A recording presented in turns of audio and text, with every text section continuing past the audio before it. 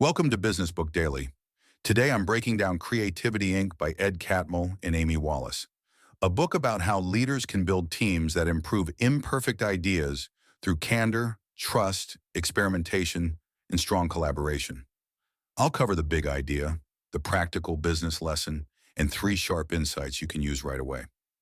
Let's get into it. But first, a word from our sponsor. Want to sell more without adding fixed payroll? A lot of smart operators hire commission-only reps, experienced sellers who get paid only when they produce results. If that sounds like a smarter way to scale, post your opportunity at commissiononly.com.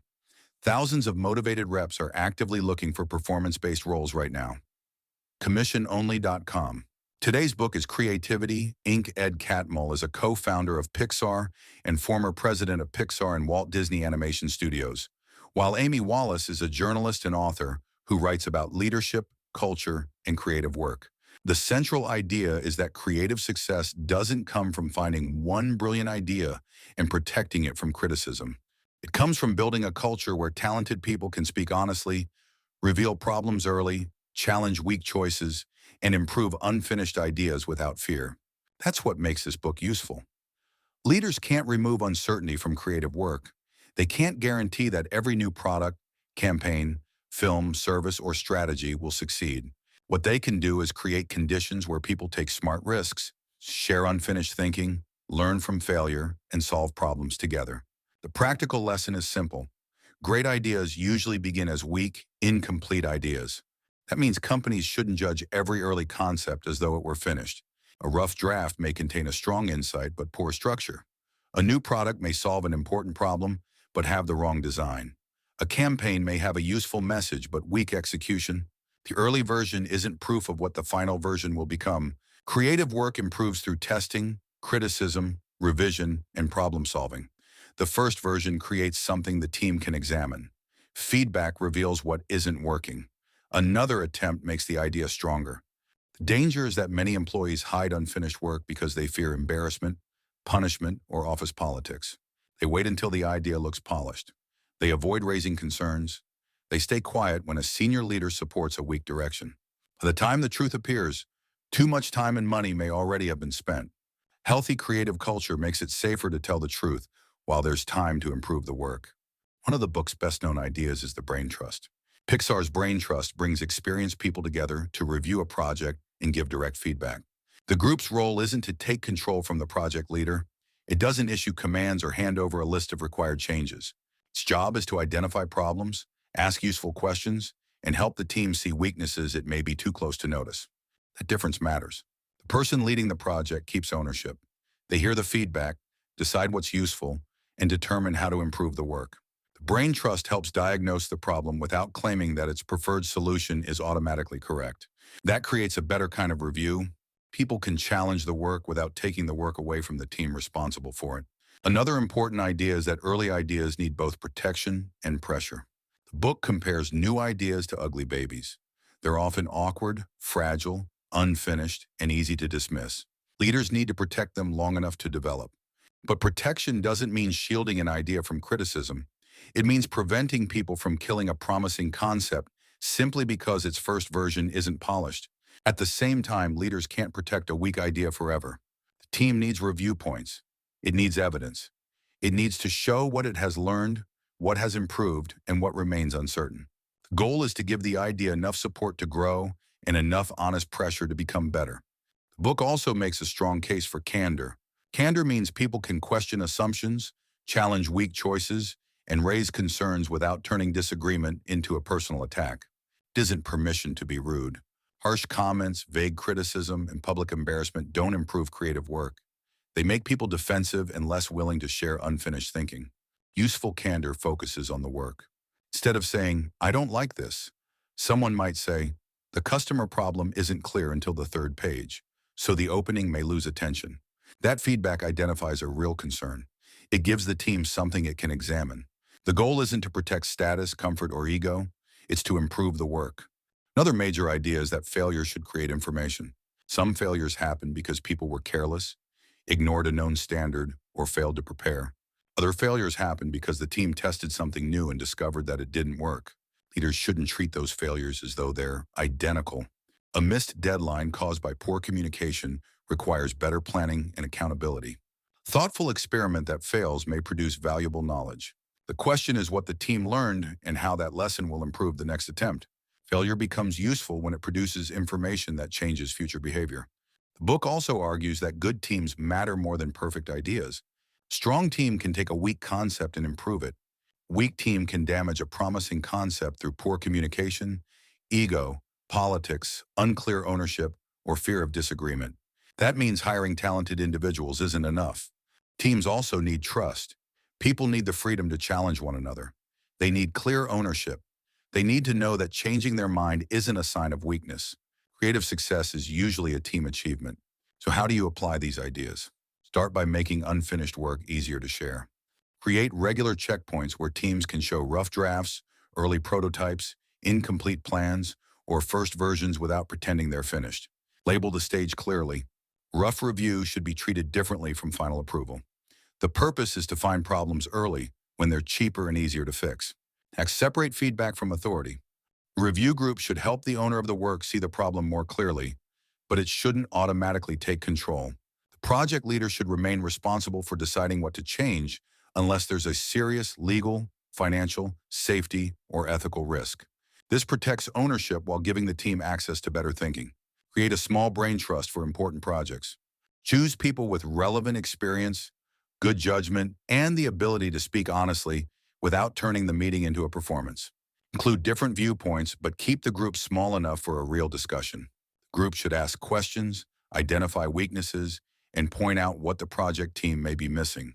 Shouldn't compete to see who can sound smartest. Set rules for useful criticism. Feedback should focus on the work, explain the concern, and provide enough detail to be helpful. Egg reactions aren't enough. Encourage people to explain where they became confused, what assumption seems weak, what customer need may be missing, or what risk hasn't been addressed. Teach employees to identify problems without demanding one exact solution. A reviewer may correctly see that a proposal is confusing, but suggest the wrong fix. Separate diagnosis from treatment. First, agree on the problem, then allow the project owner to consider several possible responses. Ask leaders to speak last. When the highest ranking person gives an opinion first, others often change their comments to match it. They may soften criticism, avoid disagreement, or repeat the executive's view. Let the people closest to the work speak first. This gives leaders a better chance of hearing what the team actually thinks. Protect early ideas from premature judgment. Don't compare a rough first version with a competitor's polished final product. Ask whether the idea solves a worthwhile problem, contains something promising, and deserves another round of work. Judge its direction before judging its polish. At the same time, don't let protection become an excuse for endless development. Set clear review points. Ask what is improved, what has been learned, and what evidence supports continuing. Support should help an idea develop. It shouldn't allow a project to avoid discipline. Make it safe to raise bad news early. Reward employees who identify risks before they become expensive. When someone reveals a problem, begin with curiosity instead of blame. Ask what happened, what the team knows, what remains uncertain, and what decision needs to be made next. Your first reaction teaches people whether they should bring you the next problem or hide it. View failures based on how they happen. A failed experiment that produced useful knowledge is different from a preventable failure caused by ignored instructions or weak communication. There's different responses. Thoughtful experiments should lead to learning. Preventable failures should lead to clearer standards, better preparation, or stronger accountability. Build short learning loops. Don't wait until the end of a large project to discover whether the idea works. Use prototypes, customer interviews, pilot programs, draft reviews, and small tests. Shorter loops reduce the cost of being wrong. They also give teams more chances to improve before a large commitment has been made. Watch for meeting behavior that weakens candor. If the same people dominate every discussion, junior employees will stop contributing. If leaders punish disagreement, honest feedback will disappear. Use smaller groups, direct invitations, anonymous input, or written comments when needed. The goal isn't to make every meeting comfortable. It's to make useful honesty possible. Give employees permission to challenge the process. Companies often become attached to systems that once worked, but now slow the team down. Ask which approvals, reports, rules, or meetings are reducing quality without protecting anything important. Success can make old processes feel untouchable. Regular questioning keeps the company from becoming rigid. Hire for collaboration as well as skill. A brilliant employee who refuses feedback or damages trust can weaken the entire group. Look for people who can defend an idea, reconsider it, improve someone else's work, and separate their identity from the success of one proposal. Creative teams need strong opinions and the ability to revise those opinions when better information appears. Protect ownership. People need to feel responsible for the work, not merely assigned to carry out someone else's opinion. Give teams clear goals, boundaries, and decision rights, then let them make meaningful choices within those limits. Ownership creates greater care, but only when people have real authority over the work they're expected to deliver. Reduce fear through leader behavior. Employees study how leaders react when a project struggles. If leaders become angry, search for someone to blame, or hide mistakes from senior management, the team will learn to protect itself. People will delay bad news and make struggling projects look healthier than they are. If leaders stay honest, curious, and focused on solving the problem, employees are more likely to do the same. Make post-project reviews normal. After a launch, campaign, product, or major decision, review what worked, what failed, what surprised the team, and what should change. Write the lessons down. Lesson that remains only in one person's memory won't help the next team. Finally, remember that culture requires maintenance. Candor can weaken as companies grow, new managers arrive, and successful teams become protective of their methods. Leaders need to keep asking where people feel unable to speak, which problems may be hidden, and what past success is preventing the company from seeing clearly. Now, here are 3 insights worth sharing. First, great ideas rarely arrive ready to win. Strong cultures give fragile ideas enough protection to develop and enough honest criticism to improve. Second, candor isn't telling people exactly how to fix their work. It's helping them see the real problem clearly enough to find a better solution. Third, a strong team can rescue a weak idea, but a weak team can ruin a promising one. Creative advantage begins with trust, talent, and the freedom to challenge the work. Today's closing sponsor is memoirghostwriting.com. Many of the best business books start as ideas leaders have been refining for years.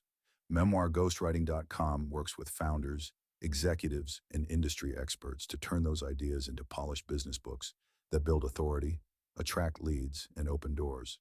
They handle everything from interviews to writing to editing to publishing. If there's a book in your head that should already be helping your business, learn more at memoirghostwriting.com. That's it for today. See you next time.